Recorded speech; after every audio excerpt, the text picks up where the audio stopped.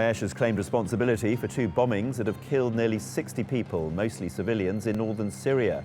Both attacks took place in a village near the town of Al-Bab. It comes the day after Daesh was driven out of Al-Bab itself, which had been one of the last remaining strongholds in the country.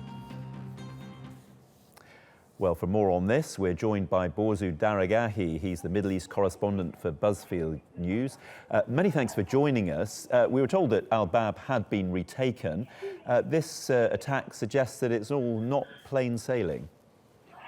Well, I think this is going to be a big issue going forward in many instances where ISIS is dislodged from urban centers, winds up going out into the desert, and then starts launching attacks from the desert, from the uninhabited areas towards those inhabited areas.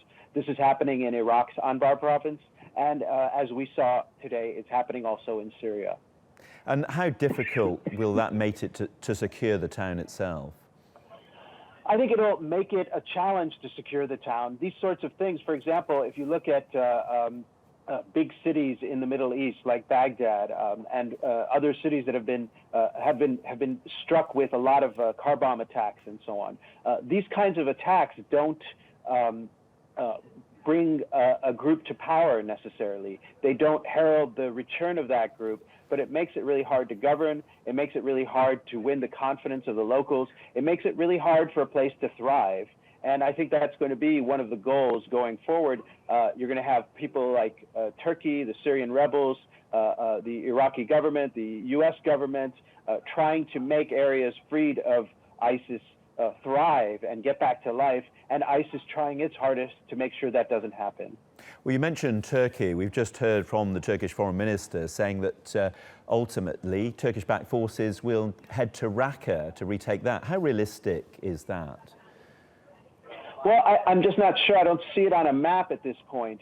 As viewers know, much of the area surrounding Raqqa is controlled by the Syrian Democratic Forces. This is a Kurdish-led force, amalgam of various fighting groups dominated by the YPG and the PYD, which are affiliated with the PKK, which is listed as a terrorist organization by Turkey, has very bad relations with Turkey.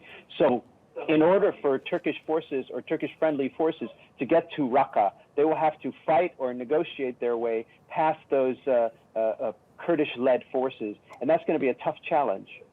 Thank you very much indeed for joining us.